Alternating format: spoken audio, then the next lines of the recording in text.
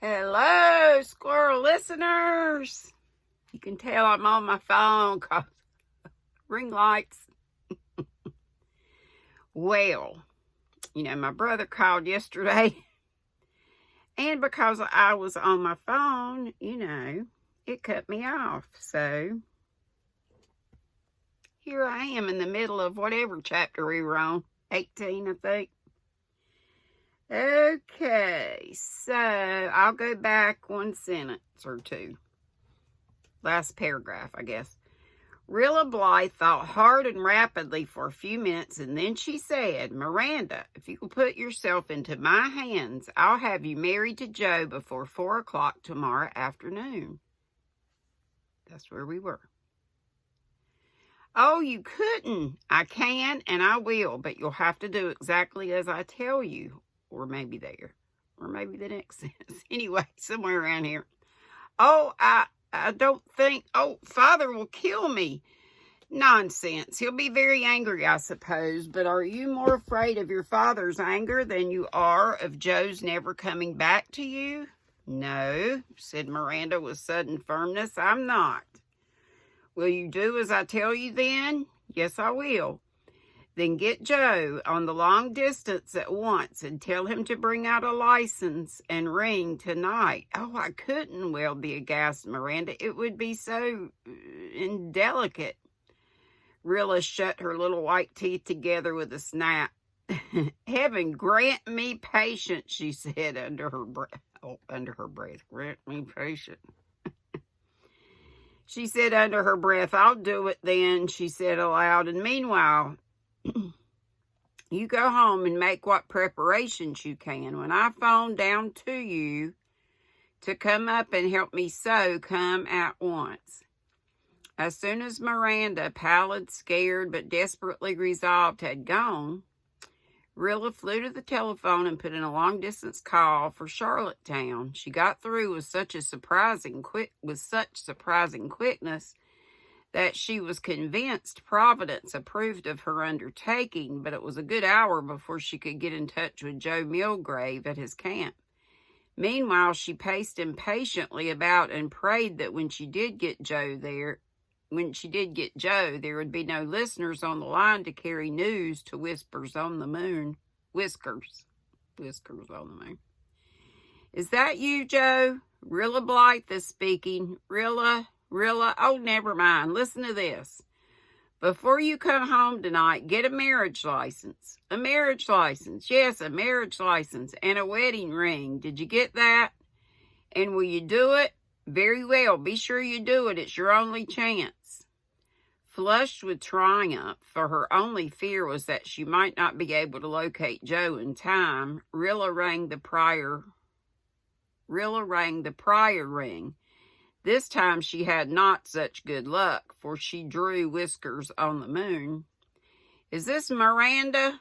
"Oh, Mr. Pryor. Well, Mr. Pryor, will you kindly ask Miranda if she can come up this afternoon and help me with some sewing? It's very important, or I wouldn't trouble her." "Oh, thank you."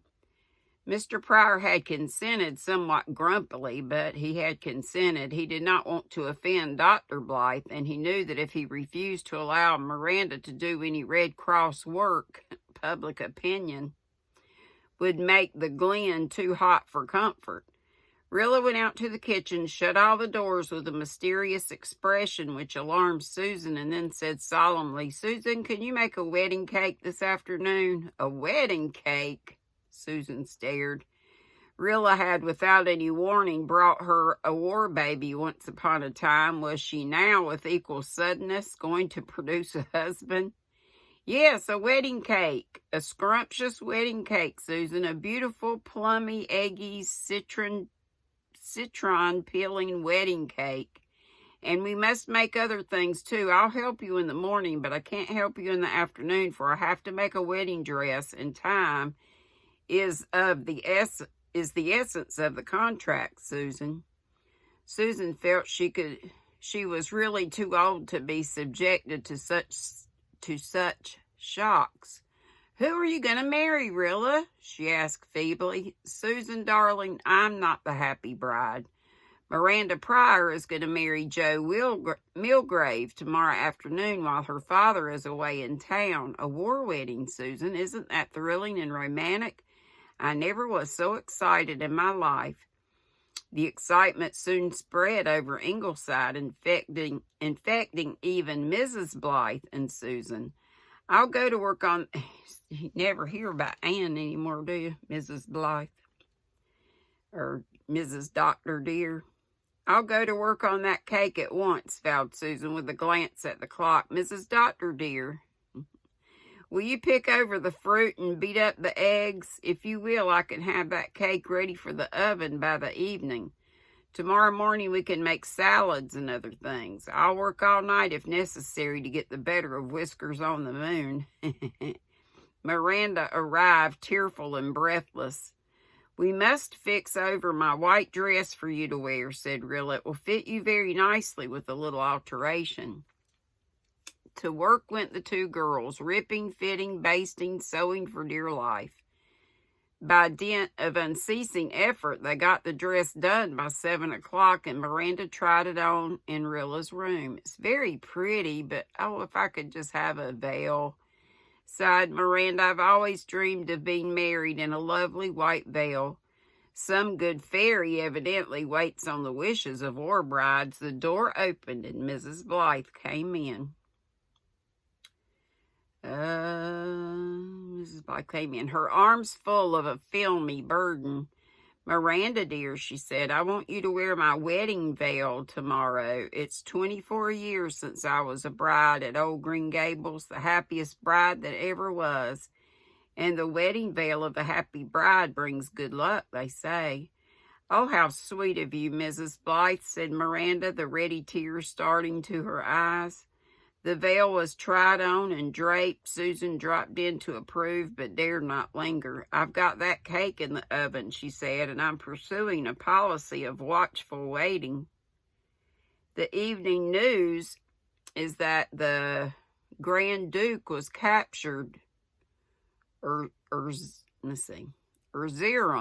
That is a pill for the Turks. I wish I had a chance to tell the Tsar just what a mistake he made when he turned Nicholas down. Susan disappeared downstairs to the kitchen, whence a dreadful thud and a piercing shriek presently sounded. Everybody rushed to the kitchen, the doctor and Miss Oliver, Mrs. Blythe, Rilla, Miranda in her wedding veil. Susan was sitting flatly in the middle of the kitchen floor with a dazed, bewildered look on her face, while Doc, evidently in his Mr. Hyde incarnation, was standing on the dresser with his back up, his eyes blazing, and his tail the size of 3 tails. Susan, what has happened? Cried Mrs. Blythe in alarm. Did you fall? Are you hurt? Susan picked herself up. No, she said grimly, I'm not hurt, though I am jarred all over. Do not be alarmed. As for what has happened, I tried to kick that darn cat with both feet. That's what happened. Everybody shrieked with laughter. The doctor was quite helpless. Oh, Susan, Susan, he gasped, that I should live to hear you swear. I'm sorry, said Susan in real distress. That I used such an expression before 2 young girls, but I said that beast was darned, and darned it is. It belongs to old Nick. The devil. Do you expect it will vanish some of these days with a bang and the odor of brimstone, Susan? It will go to its own place in due time, and that you may tie to, said Susan dourly, shaking out her rattled bones and going to her oven. I bet the cake fell. I suppose my plunking down like that has shaken my cake so that it will be as heavy as lead. But the cake was not heavy. It was all a bride's cake should be, and Susan iced it beautifully. Next day, she and Rilla worked all the forenoon, making delicacies for the wedding feast, and as soon as Miranda phoned up that her father was safely off, everything was packed in a big hamper and taken down to the Pryor house. Joe soon arrived in his uniform in a state of violent excitement, accompanied by his best man, Sergeant Malcolm Crawford.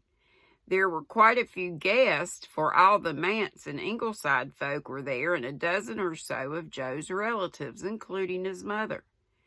Mrs. Dead Angus Milgrave, so called cheerfully to distinguish her from another lady whose Angus was living. Mrs. Dead Angus, what a name, wore a rather disapproving expression, not caring over much for this alliance with the House of Whiskers on the Moon. So Miranda Pryor was married to Private Joseph Milgrave on his last leave. It should have been a romantic wedding, but it was not. There were too many factors working against romance, as even Rilla had to admit. In the first place, Miranda, in spite of her dress and veil, was such a flat-faced, commonplace, and interesting little bride. In the second place, Joe cried bitterly all through the ceremony, and this vexed Miranda unreasonably. Long afterwards, she told Rilla, "I just felt like saying to him then and there, if you feel so bad over having to marry me, you don't have to." But it was just because he was thinking all the time of how soon he would have to leave me. In the third place, Jims, who was usually so well behaved in public, took a fit of shyness and contrariness combined and began to cry at the top of his voice for Willa. Nobody wanted to take him out because everybody wanted to see the marriage, so Rilla, who was a bridesmaid, had to take him and hold him during the ceremony. In the fourth place, Sir Wilfrid Laurier took a fit. Sir Wilfrid was entrenched in a corner of the room behind Miranda's piano. During his seizure, he made the weirdest, most unearthly noises. He would begin with a series of choking, spasmodic sounds continuing into a gruesome gurgle, and ended up with a strangled howl. Nobody could hear a word Mr. Meredith was saying, except now and then when Sir Wilfrid stopped for a breath. Nobody looked at the bride except Susan, who never dragged her fascinated eyes from Miranda's face. All the others were gazing at the dog. Miranda had been trembling with nervousness, but as soon as Sir Wilfrid began his performance, she forgot it. All that she could think of was that her dear dog was dying and she could not go to him. She never remembered a word of the ceremony. Rilla, who in spite of Jims had been trying her best to look rapt and romantic as beseemed a war bridesmaid, gave up the hopeless attempt and devoted her energies to choking down untimely merriment. She dared not look at anybody in the room, especially Mrs. Dead Angus, for fear all her suppressed mirth should suddenly explode in a most un-young ladylike yell of laughter. But married they were, and then they had a wedding supper in the dining room, which was so lavish and bountiful that you would have thought it was the product of a month's labor. Everybody had brought something. Mrs. Dead Angus had brought a large apple pie, which she placed on a chair in the dining room and then absently sat down on it. Neither her temper nor her black silk wedding garment was improved thereby, but the pie was never missed at the gay bridal feast. Mrs. Dead Angus eventually took it home with her again. Whiskers on the Moon's pacifist pig should not get it anyhow. That evening, Mr. and Mrs. Joe, accompanied by the recovered Sir Wilfrid, departed for the Four Winds Lighthouse, which was kept by Joe's uncle, and in which they meant to spend their brief honeymoon. Una Meredith and Rilla and Susan washed the dishes, tidied up, left a cold supper and Miranda's pitiful little note on the table for Mr. Pryor, and walked home, while the mystic veil of dreamy, haunted winter twilight wrapped itself over the glen. "I would really not have minded being a war bride myself," remarked Susan sentimentally, but Rilla felt rather flat, perhaps as a reaction to all the excitement and rush of the past 36 hours.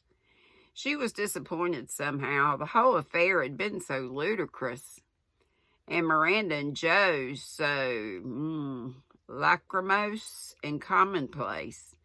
If Miranda hadn't given that wretched dog such an enormous dinner, he wouldn't have had that fit, she said crossly. I warned her, but she said she couldn't starve the poor dog. It would soon be all she had left, etc. I could have shaken her. The best man was more excited than Joe was, said Susan. He wished Miranda many happy returns of the day. She did not look very happy, but perhaps you could not expect that under the circumstances. Anyhow, thought Rilla, I can write a perfectly killing account of it all to the boys, how Jim will howl over Sir Wilfrid's part in it. But if Rilla was rather disappointed in the war wedding, she found nothing lacking on Friday morning when Miranda said goodbye to her bridegroom at the Glen station. The dawn was white as a pearl, clear as a diamond. Behind the station, the balsamy copse of young firs was frost-misted. The cold moon of dawn hung over the westering snowfields, but the golden fleeces of sunrise shone above the maples up at Ingleside.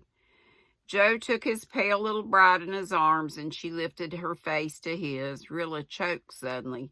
It did not matter that Miranda was insignificant and commonplace and flat-featured. It did not matter that she was the daughter of Whiskers on the Moon.